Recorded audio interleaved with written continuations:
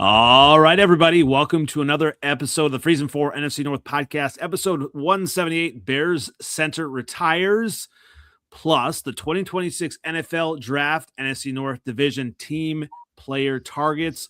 Lots to get to. Obviously, we should have Dre coming soon as well. You can find me NFLOutdated on Twitter X, on Instagram, on YouTube, and find us on Freezin 4 Pod on TikTok.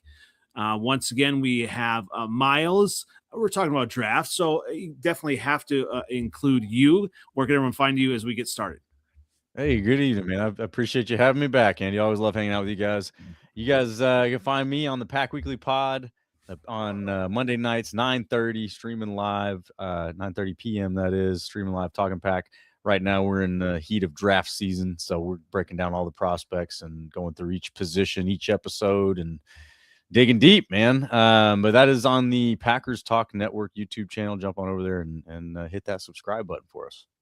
I tell you what, even though I disagree with your team choice, I agree with your draft coverage. Always great stuff. Always dig it in, and always good to hear that. That stuff I absolutely will retweet.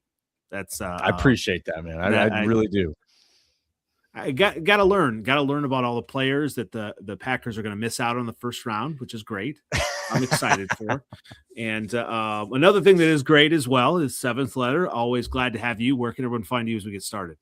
Seventh Letter 4 on Twitter X, same OG on Instagram, Facebook. Pleasure to be with you guys. Absolutely. And you were rocking the old school Sixers Allen Iverson jersey. Yes, sir. One of my favorite players ever. Tell you what, he 6'6". You're lucky. The iconic step over. Yeah. He was tough, man. Tough. That was a different game, man. Different day. Absolutely. Well, speaking of a different game, obviously, lots to get to with the news within the NFC North. We'll just start with it. Obviously, a bombshell for the Bears. Their center, 27-year-old center, Drew Dalman, a Pro Bowl center, decides to retire abruptly after 1 year with the team. Obviously, as you see on Twitter, everyone that is not a Bears fan is having a field day with that. So I'm going to go ahead and give this to you. What were your thoughts, Miles, on the Bears center, Drew Dalman, retiring? I mean, it's hard not to have a little fun with it, man. You know, guy just spends 1 year with the Bears, and all of a sudden he's got to rethink his life. So, it's like, dang, I don't know what's going on down there. You guys are about to move to Indiana. You got this guy retiring at 27.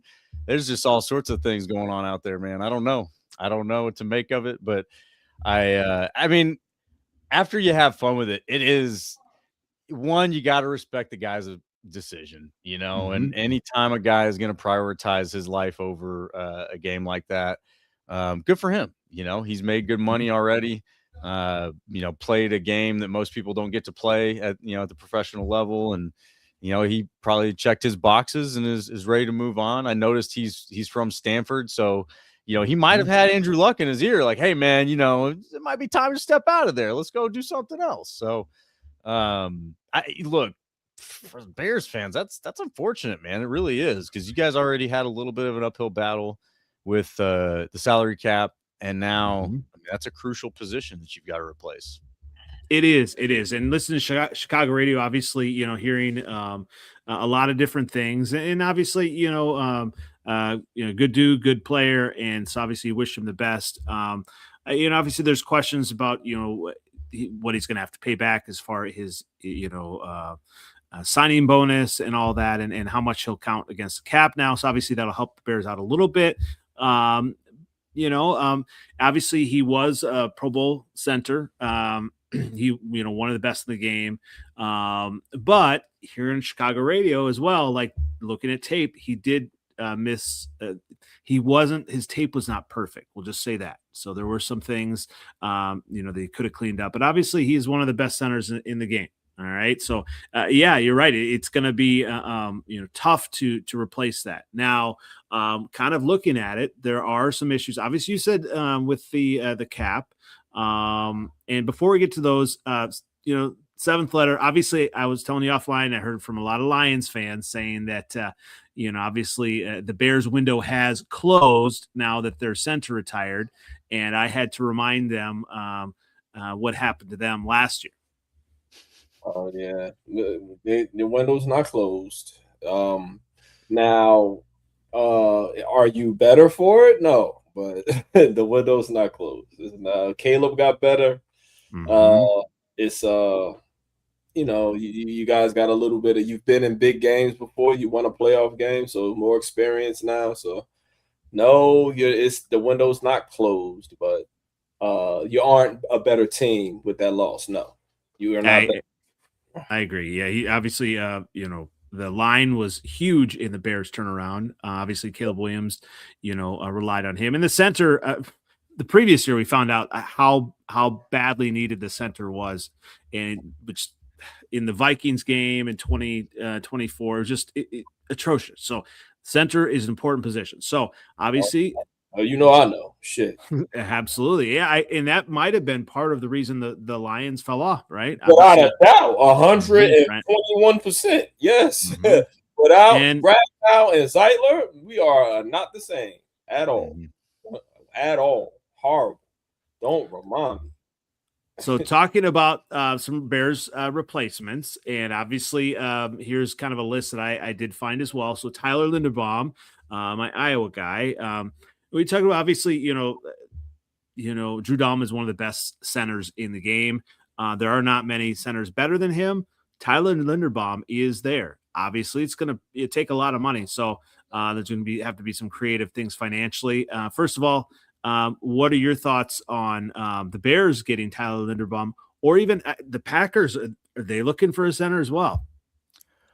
Yeah, I would say the Packers are in the market for a center. They would say that they're in the market for more alignment, and I think this is something that I'm a little tired of right now, is their insistence on versatility on the O-line, and this continuing idea like, hey, let's take a left tackle and move him to center. It's like, that's cool. Like, when you find a guy that can do that, makes a great backup, right? Great utility guy. I don't want that to be how we find every interior lineman. I'm really sick of that. So I'm rooting for them to find someone. I don't think they're going to go out and go after Linderbaum as much as I would like that. He's an excellent center, top of the market right now. I just don't see them throwing the resources that they would need to acquire him. There's a few names. You got McGovern on there. I think Biotish is one that when he came on the market, he immediately got my attention as a good fit, not just because he's a former Wisconsin guy, but he's in that window of preference for Goots criteria. He's kind of in his mid to late 20s. Is his best football in front of him? I think you could say yes to that. It may not be necessarily, but I think it could be. And he's a strong center, man. He's not the best in the league, but he had some good years in Dallas. Yeah, he's got the injury. Wait, you got to figure that out. Yep. You're talking about Tyler Biotish here, right? Yes. Okay, yeah. So I'm glad you bring that up, because I've already had Packer fans saying that Biotish was a turnstile at center, and I'm like, come on, like, obviously, the Bears were considering him. He's already been in for a visit with the Bears, so the Bears are considering him. He wouldn't be one of the top options if he was a complete turnstile. Obviously, I think he would be a downgrade from Dalman, absolutely, but a solid option here. Yeah, I mean, I'm pulling up the center rankings on PFF. So Biotish, he's at 12 for last season. Dalman's at 7, and you got Linderbaum at 4. So that kind of sets the frame there. And if Packer fans want to talk some smack about him being a turnstile, let's go down and find out where their starting center was. We got Jenkins down here at 22, and we got Sean Ryan down here at 30. And I'll be the first to say I wasn't complaining about them. Like, they weren't obviously the top of the league, but I didn't think that they were the biggest liability on the team or on the offensive line even. I think really, if you're gonna call him a turnstile, like bring some objective data to the table on this. PFF is not the end all be all. It's not perfect. It's definitely got some flaws, but it at least gives you like an objective measure to work with and decide kind of who's where. So yeah, I mean, that said, like Dalman, 7th center in the league, you lose him. That's a big loss, man. It's huge. But that's why I say you were talking about like in-house options, and I heard it suggested Ryan Bates. That's an in-house, for the Bears. I don't want that. It's just patchwork, and I don't want them to spend less at one of the most important positions. Obviously, in keeping Caleb upright. That is number one goal, keeping Caleb upright, keeping him safe, and that's huge. Well, and taking care of the football. I mean, not only are you critical in pass pro, but you got to get the QB the ball, and that's not just a given, right? Like a guy that can get it there when he's supposed to and how he's supposed to is you gotta hit the right criteria there. Now I noticed you got a couple names in there from the draft, Jake Slaughter. And the other one, I'm not even going to try. I know, I saw that too. Yeah, I have had my eye on Jake Slaughter. I do think he's going to be a solid center in the NFL. The other one, I believe, is a kid from K-State. His name is escaping me, but I know as soon as I see it, I'll remember it. See, I mean, you bring up. That's the thing. You bring up, drafting players, and obviously.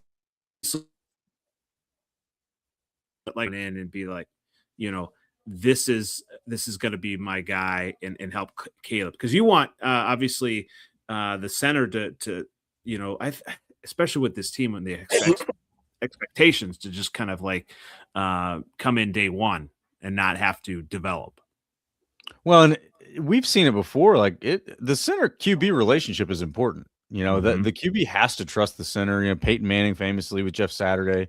Like there's that's an important relationship. So yeah, I think it's Caleb Williams being young still and still trying to develop his game. You need consistency from that position for him for sure, because if you plug somebody in there that isn't consistent or is in some way a liability, whether it's pass pro or otherwise, that's going to make Caleb's life a lot harder. It really is. And this early in his development, you don't want that, man. Like it's one thing if he's 5-6 years in and he's pretty comfortable with the system and he's at that point where he's teaching other guys now. Okay, he can probably compensate for mistakes there, but that's not where he's at right now. So you definitely don't want issues rocking the boat from the center position. Well, I was at seventh letter. I mean, obviously, the Lions are probably in the market for a center as well.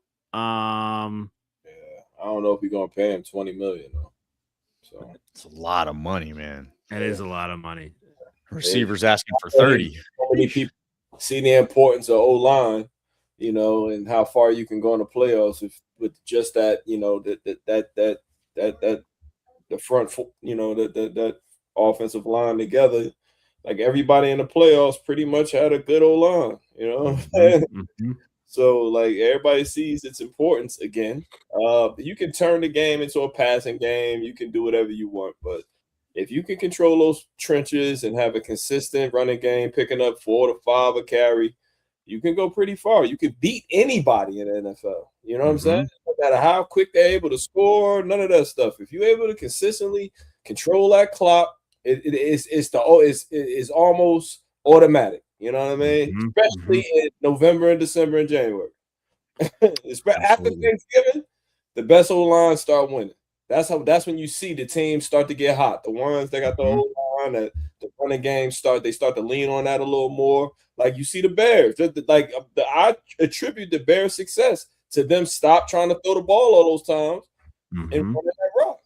You know what I'm saying? When they started running the ball, that's when you started winning. It's a correlation. Just a very, very, very easy correlation between when y'all started handing that ball off 30 times, you started winning.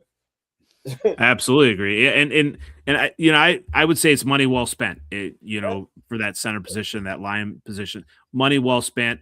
right now, obviously the Bears don't have to pay their quarterback yet, but it's coming up, obviously with Caleb. So that might be the option.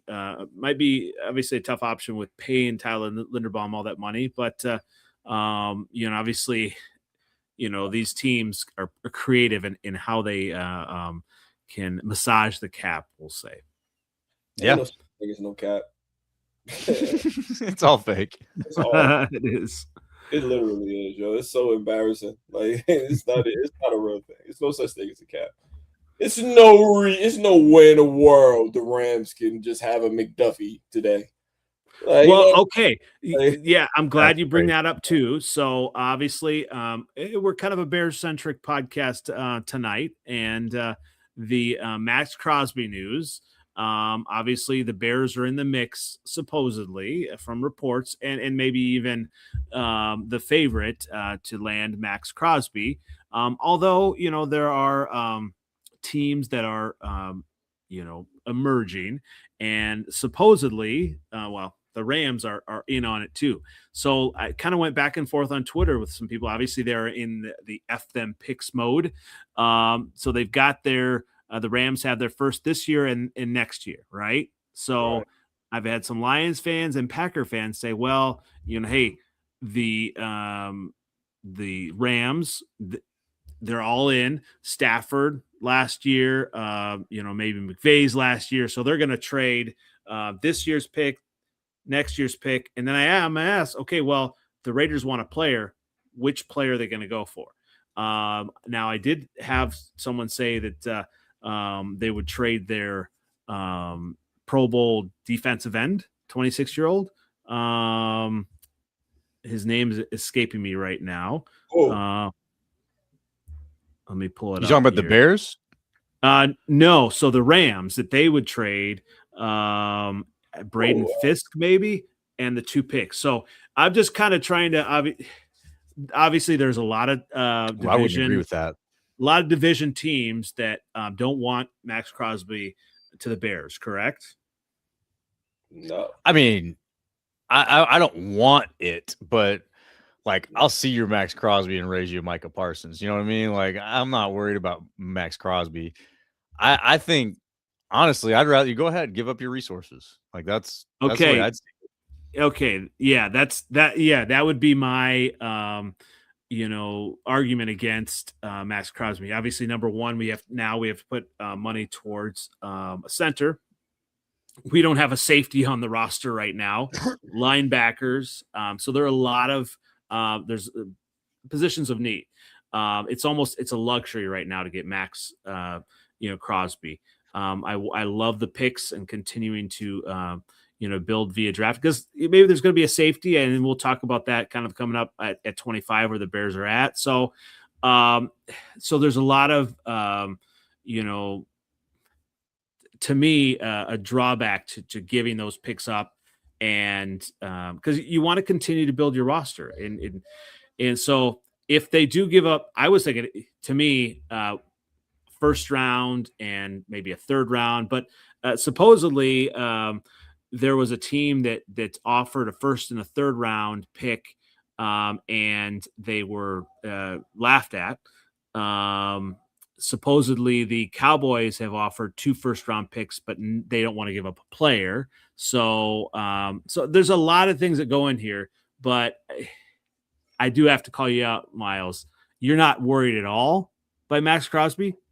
I mean, we've played against Max Crosby. He hasn't been that much of a factor when the Packers played against him. I mean, he's a game wrecker. I'm not going to just say he's a nobody. Okay.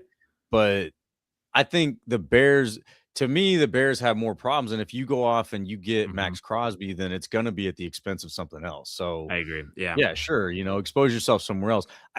And I think the Drew Dalman news is what really changes that. I agree. You need to fix that hole on your O-line. And again, you already had some other salary cap things to address. So if there is somebody to go get, like, I disagree with the Bears needing to go get a pass rusher. I just don't think Max Crosby's the solution. And he is older too than like a Micah Parsons. He's like what, 29, I think, something like that. He's pretty close to 30. So yeah, I don't know. That's another one of like, is his best football in front of him? It could be, but it's not necessarily, So I guess, not being worried is a little bit hyperbolic, but at the same time, like I'm looking at the Bears and how y'all are running things, and just like, I know that'll be at the expense of something else. So go ahead and pull that trigger. I don't know though, man, like the compensation that's on the table, I don't think y'all can outbid like the Cowboys. Like they've got a 12th overall pick that they can sling at this thing. Yeah.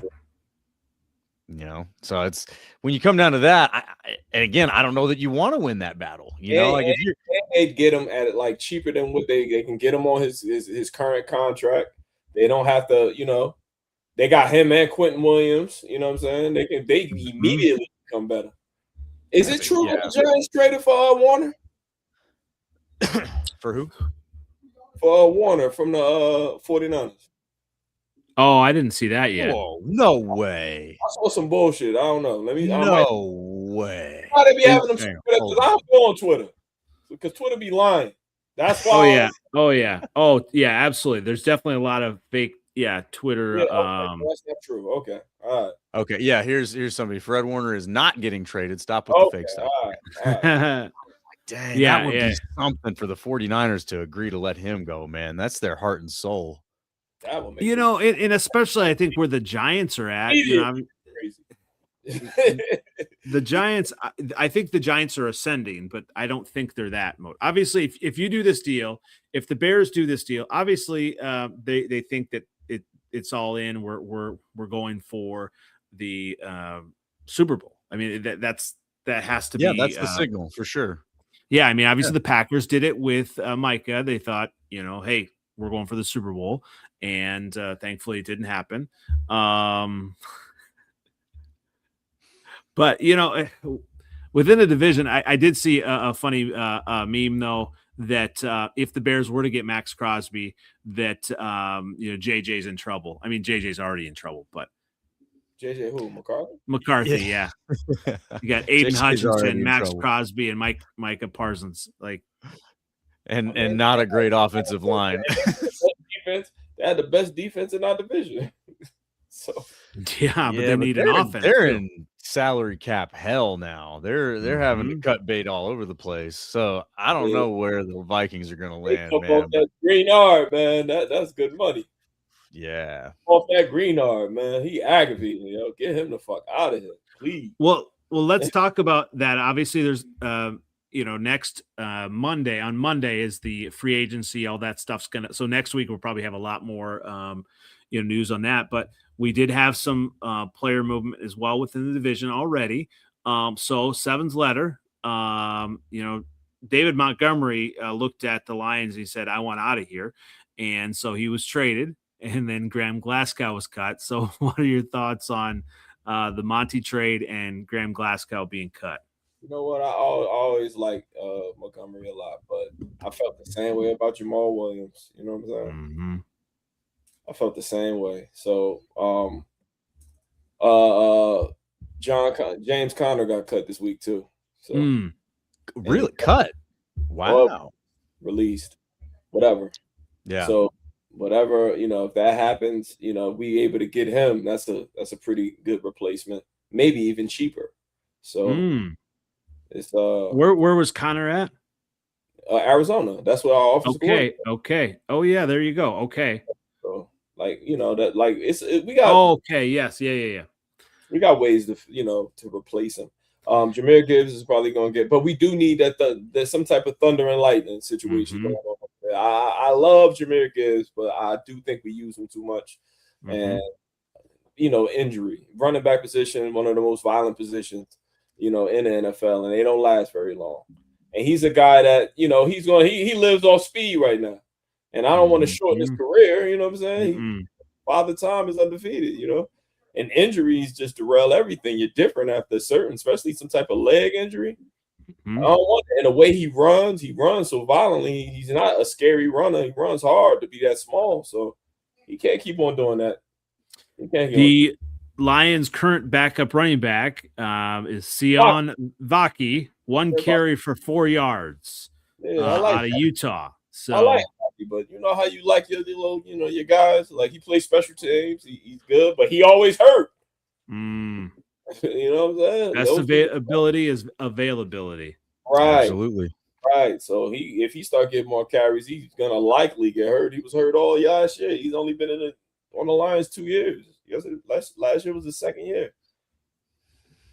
I don't know. I'm gonna miss David Montgomery, but you know what? He can go somewhere. He's good enough to be a number one somewhere. He showed what he got. You know what I'm saying? Last year. I don't know if the O-line is any better than ours though.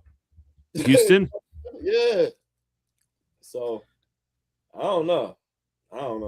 It's going to be interesting. Obviously, the Houston backfield becomes one of the better ones in the league as well. It's okay. I still got Merriman, man.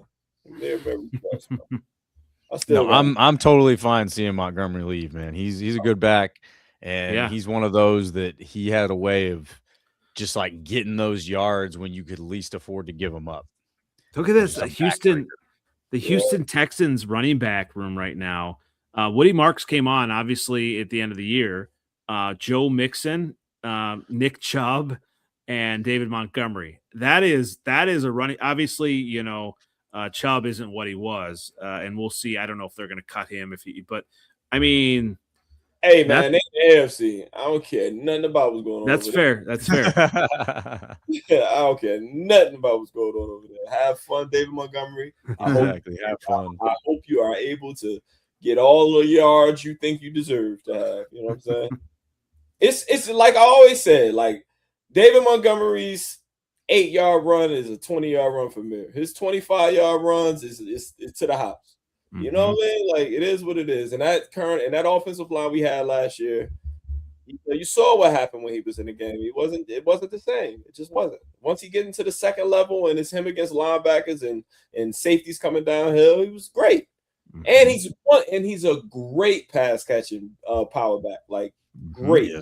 I love David Montgomery, but you know what I mean? Like if you don't want to be here, I don't need that.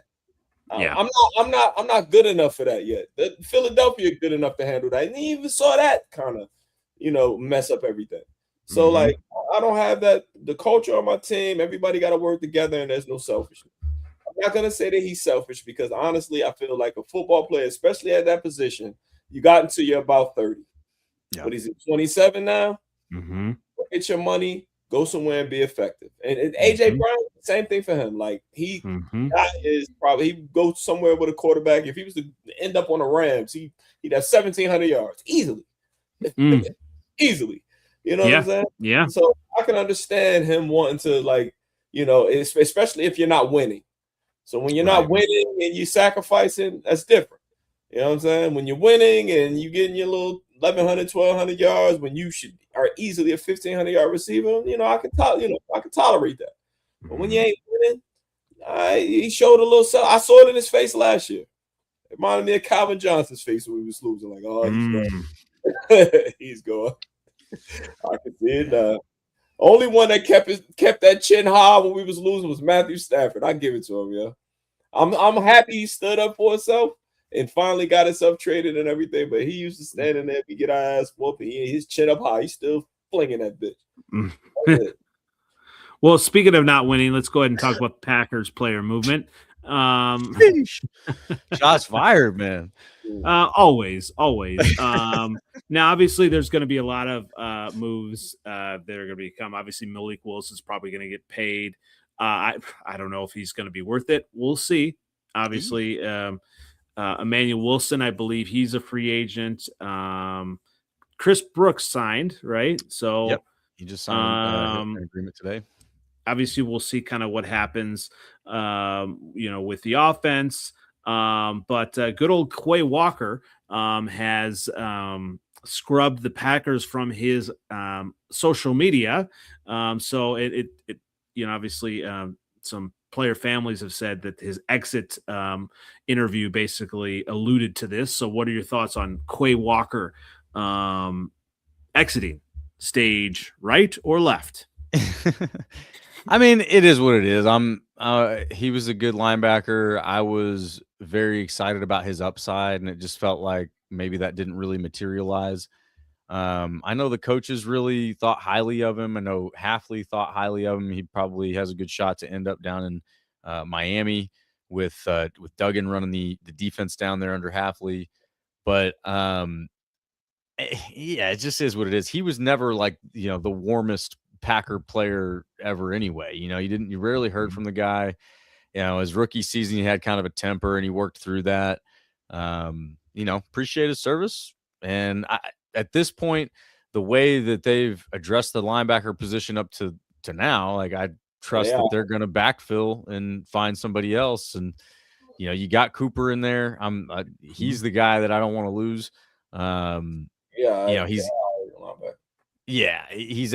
Quay was athletic. I think that was his biggest contribution. I'll never forget him keeping Justin Fields out of the end zone in his rookie season. And because I just remember thinking, like, man, the Packers haven't had an athletic linebacker that could keep a guy like Justin Fields out of the end zone in a long time.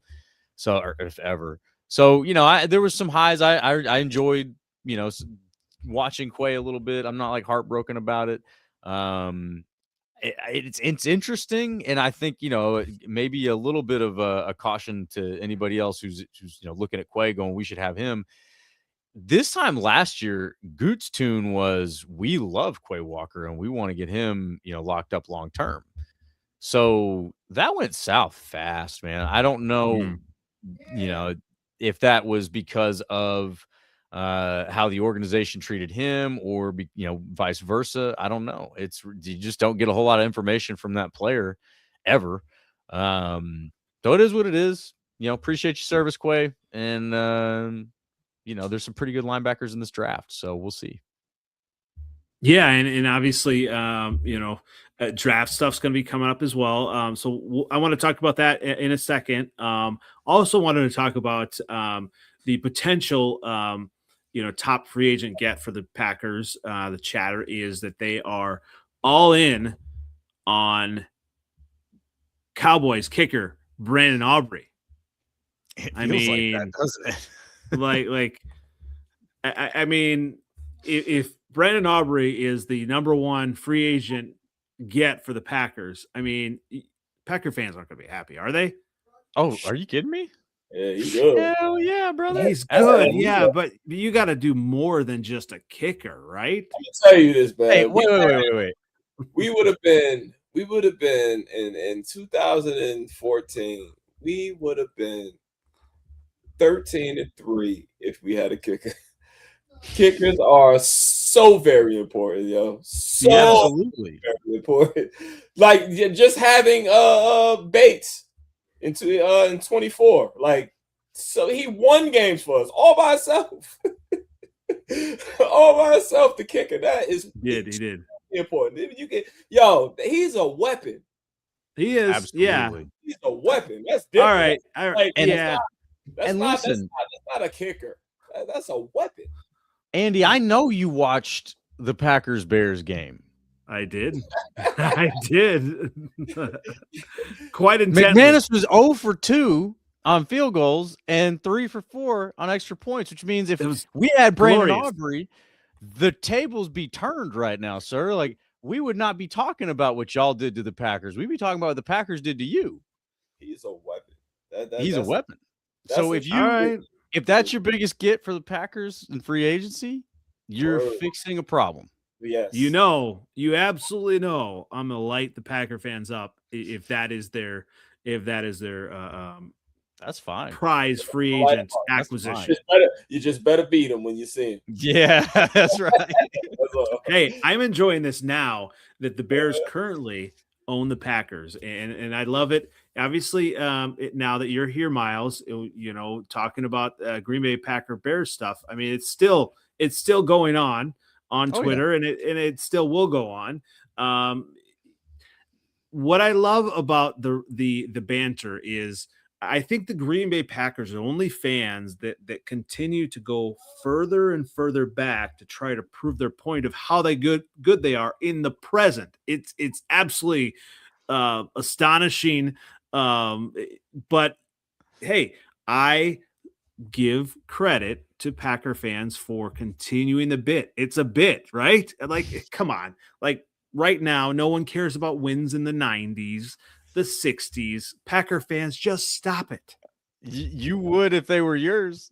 If they were your wins, you would, sir. Oh, if you had 13 championships, you would be talking about every last one of them. I rarely bring up 1985 unless Packer fans are the ones that bring it up. I only bring up 85 if Lions fans get cute or Vikings fans get cute. All right, just stop it. All right, but I rarely talk about 1985. I talk about Caleb in the now. And that's why, like, yeah, obviously I get it. There's a storied history there, but I don't know. I mean, no one wants to come to Green Bay. Come on. Stop. Yeah, they do. No, I wouldn't say no one wants to come to Green Bay. That's too far. But you know what? I'll meet you where you're at. We'll let history be where it is, because we all know what the history is. It's very clear and written in on trophies, lots of them. Like Vince Lombardi's name on the big one. But what we were just talking about, the Bears win 31-27, and the Packers kicker is responsible for missing 7 points. So if we sign Brandon Aubrey, that's the difference. There you go. That is the difference in that the most recent meeting, right? Like if we want to talk about like the most recent, when you're a 4-point difference in that game, and your kicker is responsible for leaving 7 points on the field, and then you go off and get the best kicker in the league, well, problem solved, right? So now who has the upper hand? Do you still, as the Bears, do you still feel like you have the upper hand? I mean, Cairo Santos, I mean, he can kick a knuckleball in the wind. So in Chicago, I'll take Cairo Santos. Although, I mean, maybe he ends up being cut. Hopefully not, because yeah, you're right. I do agree that the kicker is important, but as you know, I have to do my trolling. And you're very good at that. I give you your props on that as much as I can. But no, so what I will say though is I love that the rivalry's hot, man. I do. I love that there's a lot of the meaningful trash talk. I love that, if we're going to talk about right now, the here and now, not bring up all the past Super Bowls that we've won that y'all haven't. It's splitting hairs, man. It's pretty close. It's a fun little argument when we're talking about, well, if we get the best kicker in the league, now all of a sudden that's enough to get us, kind of that upper hand again based on the last meeting. This is good. I want to beat the Bears every time, but I want y'all to keep it interesting, man. I don't like if we just go like we did from what was it, like 2010 to 2025 with that kind of streak and that level of imbalance, it gets boring. You start to wonder, is this a rivalry? Is this even, what are we doing? Well, that's why I enjoy it now, because yeah, it was, I mean, seventh letter, how frustrated I was, and you do as well, Miles, after those Packer losses. So I have to enjoy it now. Of course. It's really in my DNA. Of course. All right. So there's going to be some chatter about some draft stuff. Seventh letter. I mean, the Lions have a lot of needs, right? Yes. What what do you see as the biggest need? We talked about this a little bit last week as well. They need a backup QB for sure. Oh no, we definitely need a backup QB. I think we should draft another one. Jared Goff has been pretty healthy, so I don't have no complaints about that until he's not. But yeah, maybe get a real backup. Maybe get somebody that sucks a little bit. Somebody that don't suck that bad. Maybe a Tyrod Taylor or something. Somebody that's serviceable if you need them. You know what I mean? Or a quarterback that, maybe drafted high and hasn't been given a real opportunity, had a real quarterback coach. Somebody that needs a new spark other than Justin Fields, of course. At wide receiver, I don't know what you're talking about. Who said that? Who said that? I said that. Tight end, we need to draft a tight end, definitely. I agree. I totally agree with that. I do think we need to draft a tight end. Another linebacker won't help, but I need like a linebacker that. Honestly, I would like a linebacker that can kind of like rush the passer a little bit. Get one of those. Even if we get one in the first round, one of those studs, one of those athletically gifted freaks. You know what I'm saying, from Ohio State. That's probably going to be going there. It was a lot of high RAS scores there. God dang. God damn. Interior line, like I said, I think with the return of Levi Onwuzurike and Josh Pascal, I'm comfortable with that. Okay. DJ Reader is gone. I mean, if there is a late round nose tackle or something we can grab, I'm with it. I would Rasan Lopez because he was our best defensive tackle last year. He's not very expensive. He played his ass off. He was one of our best players. I'll always go for a cornerback, maybe a cornerback that's on a deal right now that's about to end. Maybe we could trade for him like what we did with Carlton Davis, because that was a big loss, believe it or not. That's a Pro Bowl caliber cornerback that we lost. We should draft the safety, or maybe even pick up one that's somebody that's a serviceable starter until Brian Branch comes back in November or December. I don't know about what's up with Kirby Joseph. I don't know if he's even gonna ever come back, to be honest. I hear that the knee injury is a little bit I need a tackle. Do I need a tackle? Who said that? Who is writing this? Is me writing this. Tackle, I'm fine. It's center and both guards. Yeah. All right. Guard and one center. A center and one guard. I probably need that. What's the other one? What's the rest of this bullshit that you probably put it back up, Andy. Put it back up. I'm adjusting. You just listed every position. I think that's what it came down to. I was gonna put on I was gonna put on coach in there too. Yeah, right. Here we go. An edge. I prefer interior pressure. The edges are fine, but if they're not a Myles Garrett or Micah Parsons, somebody that's got that bend that really can affect the game. I already got a contract on one. The Matt Crosby thing is sexy, but I would rather have an offensive line. Honestly, I would rather invest there than another pass rush. I think we're good at pass rush. If we were able to draft a young guy we could develop, and maybe by November or December he starts clicking, you know what I'm saying? I'd appreciate that. But interior line, we might lose Anzalone, so yeah, maybe a linebacker. Always, everyone on this earth can always use a cornerback. That's about it. The best, I think we're past that best player available shit. We don't need a receiver. We don't have to do that. We don't need a quarterback. We don't have to do that. We need a running back. Yeah, I'd say we need another running back just to, Jameer can't be everything again. He's going to get hurt. I don't want that. Yeah. All right. So, Miles, help Seventh Letter out here. Obviously, you're our draft guru here. I missed you last week. I didn't even know who to look out for. Who's this guy? Damn, he fast. I was looking at. That's all I was saying. Like, damn, he fast shit. We will, for the purposes of our program, we will call you Miles Kuiper. Come on, man. I can do better than Kuiper. Maybe Miles McShay. Yeah, Miles McShay. Whatever you want to be called for the rest of the show pertaining to the draft. Miles McShay. Matter of fact, hold up. Before you start, Miles, I saw this guy, and matter of fact, you might know him too, Andy. What's up with what's his name? Caden Wajen.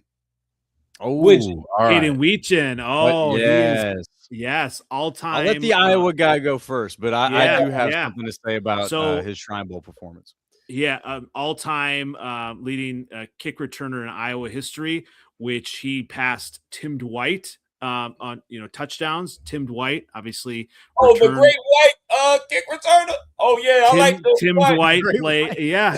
He returned one in the Super Bowl, then was traded to Chargers. Yeah. And a fun story as well. My brother in high school tackled him. And He did? He did. And Where another football?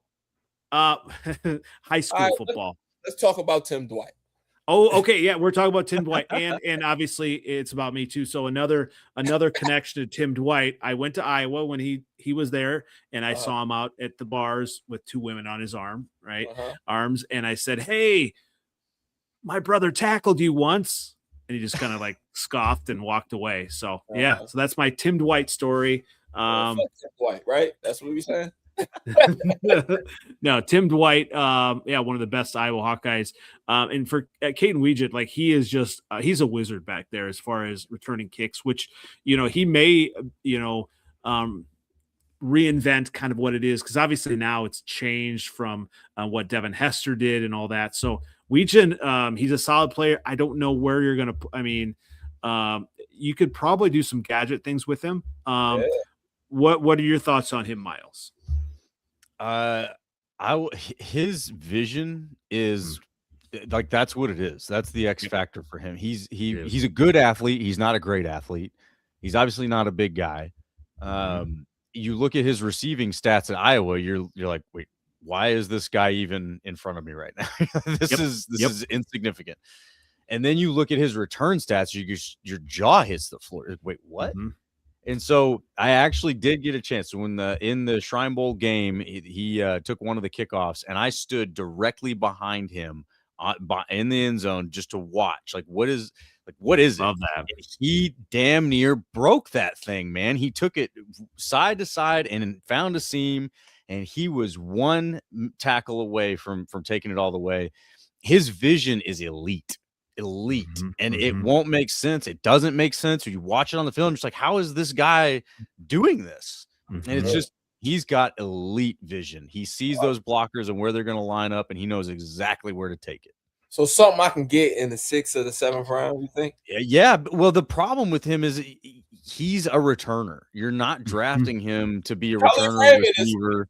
Khalif Raymond is getting cut. So here's the thing with Weegett, because they did do some end arounds and different things with him to try to get him the ball at Iowa, and he did well with that. I mean, you get him the ball in space, he can make some things happen. But you're right, he's not that prototypical wide receiver. Even the guy that's with the Eagles now. He was a hell of a punt returner for Iowa. But obviously he's a defensive back, so he had kind of a more true position. So yeah, I mean, Weegett, he's a difference maker. What's that? The gene you're talking about, right? He's a world class athlete. Yep. Right. Absolutely. Yeah.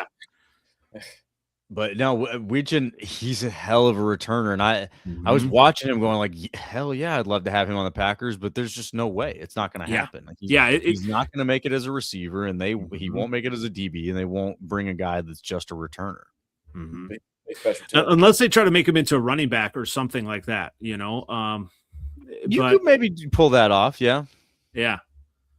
But he's a tough son of a gun, I'll say that. Like, to do what he does, man, he takes that ball and he doesn't think twice. He's not flinching. He does not. He goes, man. So, yeah, that actually might be a great fit for the Lions, because if you've got a spot that, where you could pencil him into the bottom of the receiver chart and use him as a return specialist, and, maybe however else you can get some special teams value out of him. He's a weapon, man. He's gonna be one of those guys that you don't want to kick to, and you will wish you had him on your team when he's returning it against you. Yeah, we keep Tom Kennedy. Shit, why can't we use him? You know what I'm saying? Tom Kennedy cheaper too, probably. Yeah, since for like 8 years on the practice squad. Every year, Tom Kennedy. Give me this guy. Yes, guy. They're gonna find a home for him somewhere, obviously. Now. What about the Packers? Who are you hoping the Packers draft?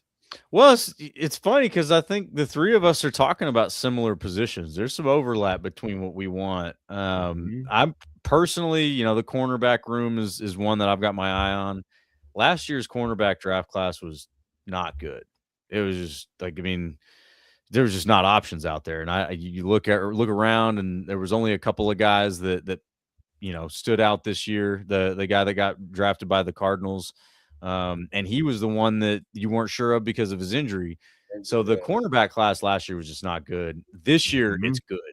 This year, there's some depth, there's some value. The top of the board, I guess I'm probably glad that we're not in a position where you're in like the top 15 with a needing to draft a corner, because those top couple guys are all right.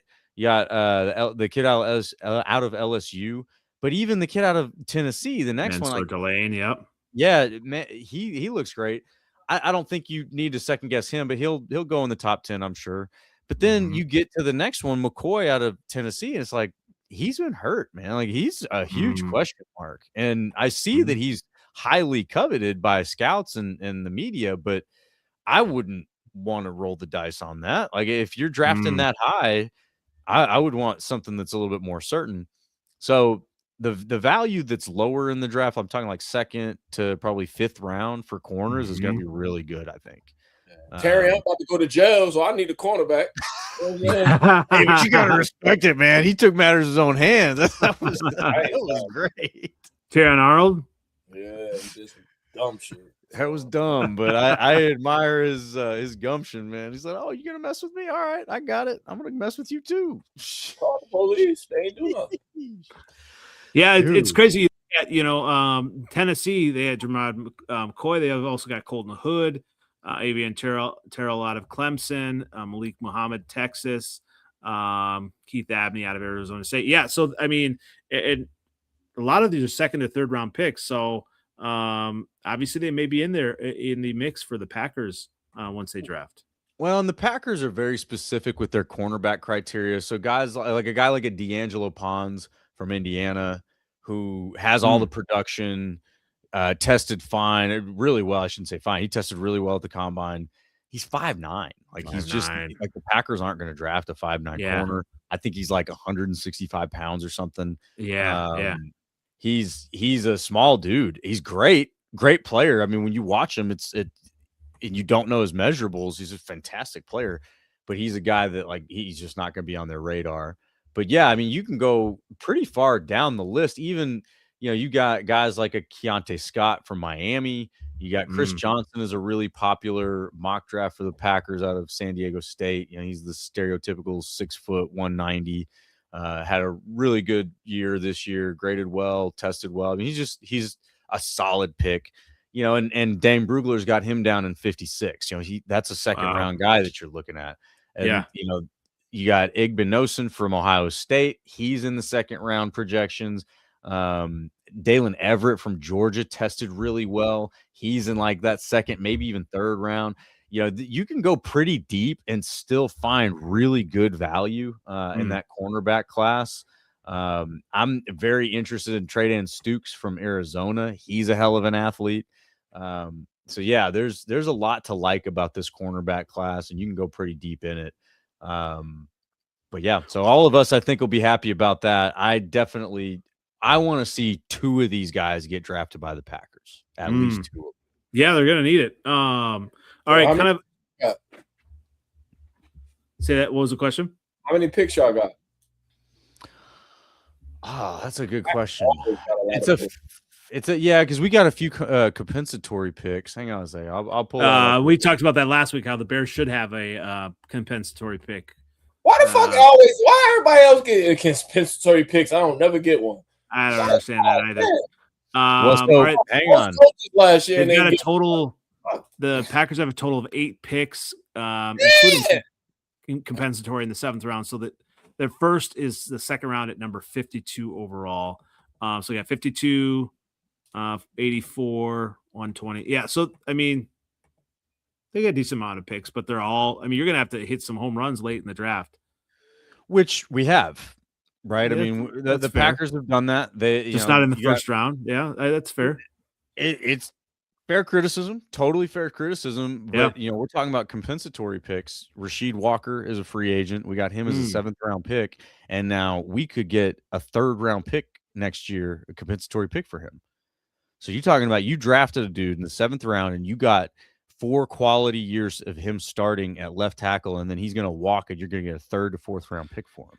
See, that's why the whole Bears stuff and not getting compensation for Ian Cunningham. I mean, those third round picks, we talked about that last week. I mean, seventh round picks can be important, but third round picks are huge. So you're right. Seventh letter, I don't know why our teams don't get the love here. It has to do with the way and timing of it all. I still haven't gotten totally clear on it, but basically the contract runs out.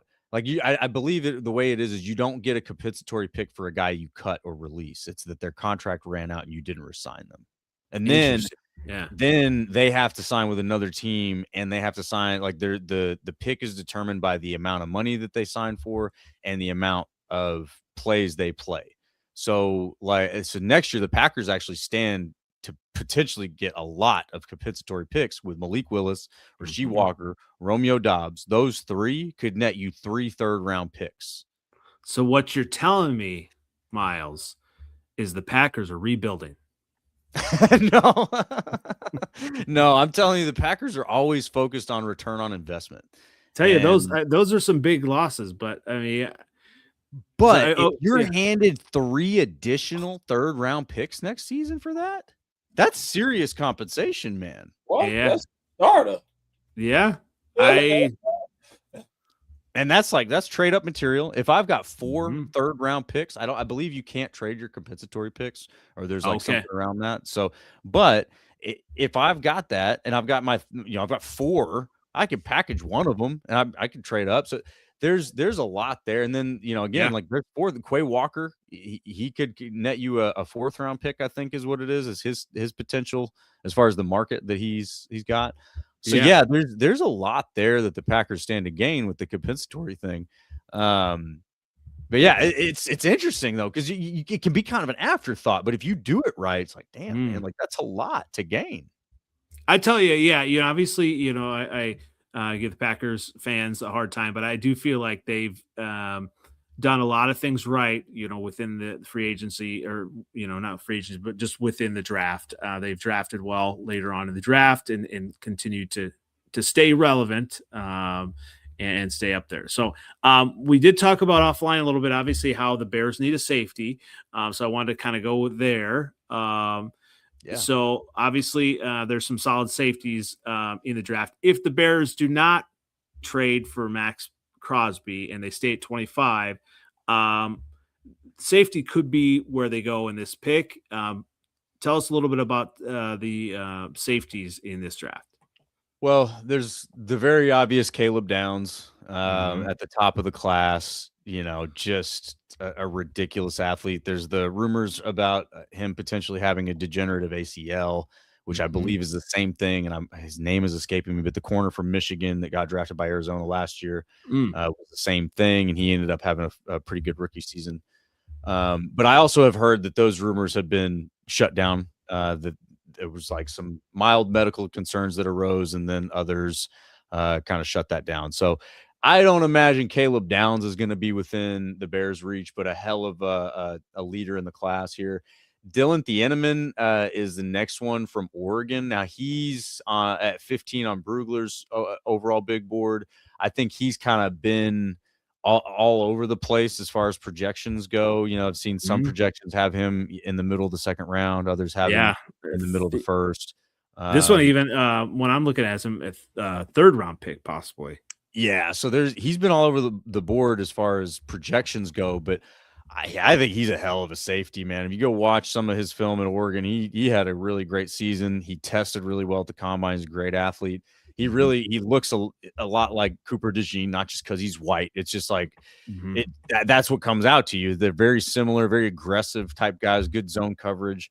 But yeah, so that's one that kind of depending on where he is, that would be a great get for the Bears. Well, I'm looking here at he's strong in Dylan Thieneman, right? That he's strong in zone coverage, and obviously the Bears have a defensive coordinator that could definitely use that if he's strong in zone coverage and has versatility. I think that's what the Bears would be looking for. It'd be a great get for them at 25 if he's there. I would not like that. So I'll say that I would not like that as a Packers fan. But another one that looks like he could be there, Emmanuel McNeil Warren out of Toledo. He looks like a hell of a player. And we're sitting here talking about Cooper DeJean. He looks a lot like the kid that the Eagles drafted out of Toledo. Now again, his name is escaping me too. It's like new draft class, so I completely forget previous draft class names. And Williams? Yes. Mitchell. Yes, Quinyon Mitchell. Yeah. Very, very similar vibes from those two guys. So Toledo's got a DB machine out there, because even the corners from Toledo that are in this class, they look pretty solid, and there'll be some later round value. But yeah, the Bears very well could go safety at 25. There could be some great options there for them. Even after that, there's a little bit of a drop off. You got Halsey, Ramsey, Wheatley. I've heard good things about Halsey. From Bears radio. He's a big hitter. So I would not be opposed to getting him at some point either. So big kid, 222 also. Be a little bit of a reach at 25. So I don't know where your next pick is, but to me, those top three are in a different class than the rest. Right now, another one, Bud Clark out of TCU he seems to be rising up a lot of boards. Apparently he had some really good interviews at the combine. He also tested well. So that's one to keep an eye on, maybe in like the 3rd round, 4th round. But yeah, if you need a safety, this is a good time to need that. Speaking of that, like, who is the kid that had stuttering issues? There was a kid that had stuttering issues, and he kind of, basically in all the interviews, people kind of evidently, gave him negative remarks, and then he put out a statement then, basically, saying that he's had a stutter his entire life, and so it's kind of, this is an interesting draft as far as, you have some top players, like even a Jeremiah Love, right? Like I believe he's deaf, correct? Is that the right player? What? Maybe not. There was running back from Notre Dame? I thought he was. There was something. No way. All right, don't quote me on that, but I thought I saw a story on ESPN how there was a running back who was, and you just kind of look at the different things that let me see. Yeah, I mean, the combine is notorious for those interviews getting a little under the skin, man. I believe it was KC Conception that had that is correct. So yeah, I mean, good for him for putting it out there, but I also think that those interviews are designed to see if they can fluster guys, and they're going to pick on you however they can. Okay. Go ahead.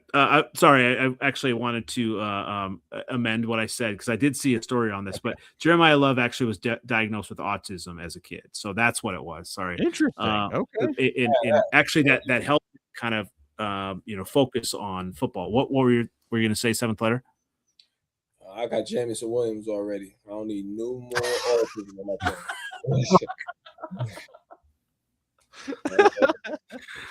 There you go. There you have it, folks. Only one on the tism per team, like that's a good limit. I see. He's somebody that's a little special on your team, because I'm good. I'm sorry. I got my son is my stepson is autistic. Mine is yep. So I live with it every day, but I don't want to. Yep. I don't want to. Hey, I firmly believe that autism is a superpower if you learn how to use it, man. It is. Speaking of superpower, coming in here, Trev loves your 76ers jersey there, 7th letter. Thank you, Trev. I told Andy I wore it because I've been at the gym and my arms look big today. So. Hey, there we go. That's why I'm covering up my arms, because they are not. Let's go. Thank you, Trev. So I mean, obviously you could talk, draft stuff, quite a while. Obviously, always enjoy your thoughts on that, Miles, and much more to come, on that in the coming weeks. Obviously, next week there's going to be, some decisions on free agency, and obviously, I think you kind of need to know the free agents to really, specifically kind of where you think your teams are going to go as far as players. Mm-hmm. And obviously I thought Dre was going to be here, but he was not. And so there's a lot of things with the Vikings that we can talk about as well, because they're going to probably pick up some type of free agent quarterback, and whoever they pick up is going to tell us what they think about JJ McCarthy. Wow. I'll try to go get Kyler, but they can get him cheap. That's the thing, because they still owe him like $32 million. The Cardinals. So I think I heard through the grapevine that they're not really in on Kyler Murray. I don't think nobody should be. That's just my opinion. He's got something going on there. You got the whole like forcing the guy to watch film in his contract. Yeah, I am good. Mm-hmm. I'm good. Yeah. Tell you, I love him for Minnesota though. Bring him on in, man. Let's see what he can do. I don't want him with that coach. That coach gonna figure something out for that little bum. Yeah. Then what if the Vikings go with Richardson? I don't know if that's a smart thing either, because you don't want two quarterbacks that are a project. Obviously, JJ McCarthy is a project, and Richardson. I mean, obviously, you got to bring in. I think a veteran. I think Richardson in the right system, could do some good things, but like if you're bringing in Richardson, then you got to trade JJ McCarthy. You know who Richardson is? He's like 24 or something. He's old. Yeah. Richardson is Justin Fields, man. He is. Yeah. I did see some Packer fans wanting to sign Justin Fields as a backup, and that would be absolutely amazing. Oh, I'll take that all day. You'll take Justin Fields? Yes. Give me Justin Fields. Give me a coach that knows how to coach a quarterback and develop a quarterback to get his hands on Justin Fields. Absolutely. Although, and Andy, you'll remember this. I was not a Justin Fields hater. I was not. That is true. Yep. I remember watching him at Ohio State and saying, I hope he doesn't go to the Bears. Like, I remember it vividly. And even when he was with the Bears, I thought he was a hell of a leader. I thought he had the intangibles, and I thought he just had a circus around him and a bunch of dopes trying to coach him. And then, of course, he goes off to the Jets, like the only place that could get worse. Yeah, I felt bad. Yo, my boy fell asleep at the draft. I said, do you know one thing that Justin Fields is not, though? What's that?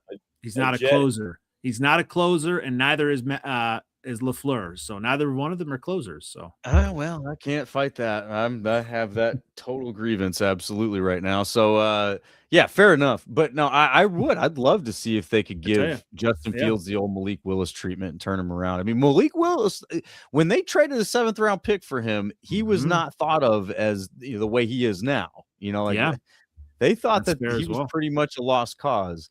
And here we go. He's the top of the list for your quarterbacks in free agency this year.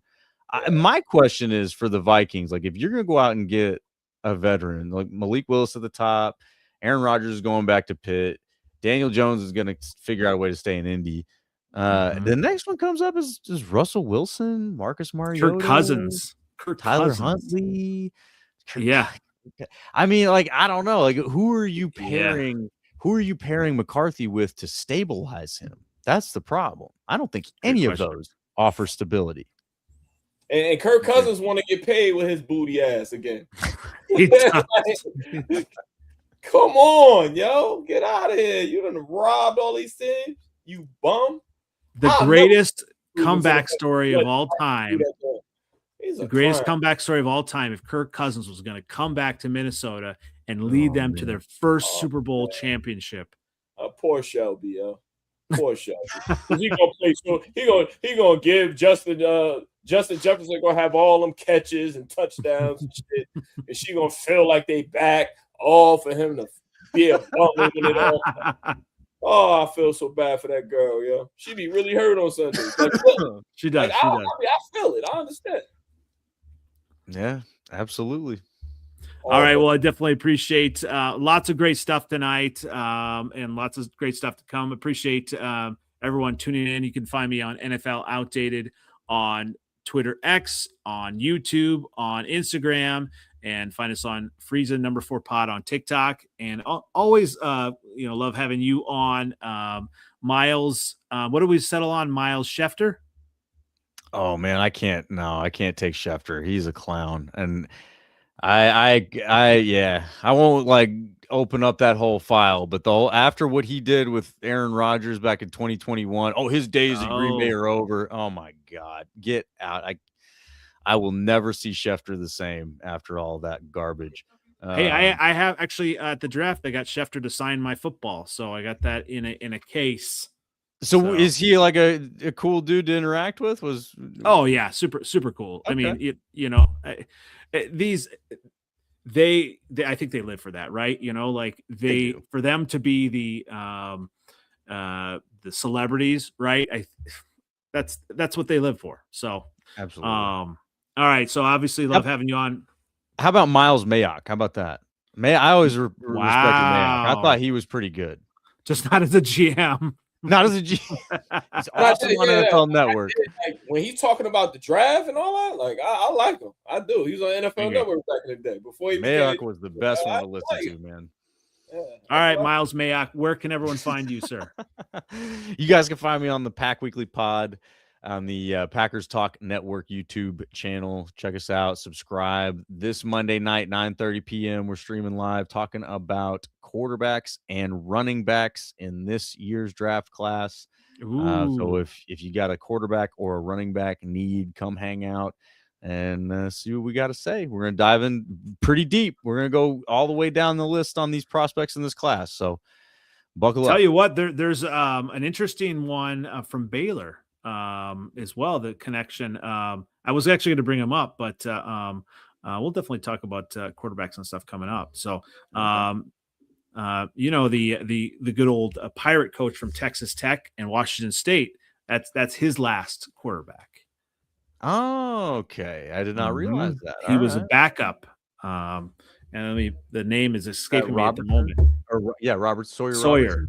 Sawyer Robertson. Yep. There's a nice story on the 4-Letter Network on about that, just so everyone is aware. So lots of great stuff there. So obviously definitely gonna pay attention to all your stuff on that as well. So I appreciate you coming on as well. So and 7th Letter, always enjoy you coming and sharing your insights. And obviously now you are not in the catbird seat, but I'll let you have the last word here. Where can everyone find you? I'll let you hold it for a little while. Thanks for keeping it warm and getting knocked out in the second round. Anyway, 7th Letter 4, Twitter X, same OG, Instagram, Facebook.